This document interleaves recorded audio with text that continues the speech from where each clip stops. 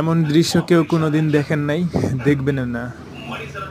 আমি আসলে ইচ্ছাকৃতভাবে না, আমি যাচ্ছিলাম, হঠাৎ করে দেখছি যে শাহজালাল বিমানবন্দর থেকে জাস্ট একটা বিমান টেক অফ করছে, ওই যে বাম পাশে কোনা দিয়ে।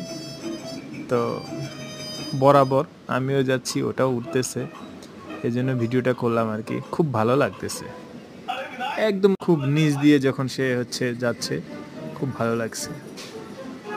আকাশটাও খুব সুন্দর ছিল, রাস্তাও ফাঁকা ছিল, তো ভিডিওটা করে নিলাম, খুব ভালো লাগতেছে।